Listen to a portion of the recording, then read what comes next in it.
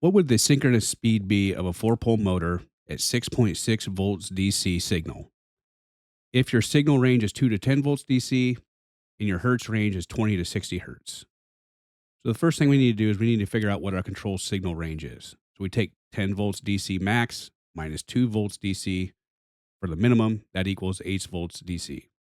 So now we need to figure out what our load range is. So we take 60 Hertz, which is our max, minus 20 Hertz, which is our minimum. That equals 40 Hertz. So then we take that 8 volts DC signal range and we divide it by 40 Hertz load range, and we end up with this 0.2. So when you're trying to calculate the load signal from the signal range, then you divide. So what is the Hertz at 6.6 volts DC signal? We take the 6.6 volts DC minus the bottom of our volts DC range. So we end up with 4.6 volts DC. So we took 6.6 minus 2 volts, end up with 4.6.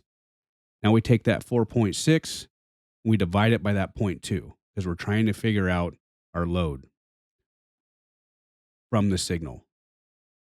So that equals 23 Hertz. Now we take that 23 Hertz plus our 20 Hertz minimum. That equals 43 Hertz is what the motor should be getting. So what's the synchronous speed of a four-pole motor then at 43 Hertz? Now you got to use the formula, which is RPM equals Hertz, which is 120, divided by the number of poles. So the 120 comes from, there's one positive cycle of the AC sine wave, plus there's one negative cycle of the AC sine wave per second times 60 seconds in a minute. That's where you come up with the 120.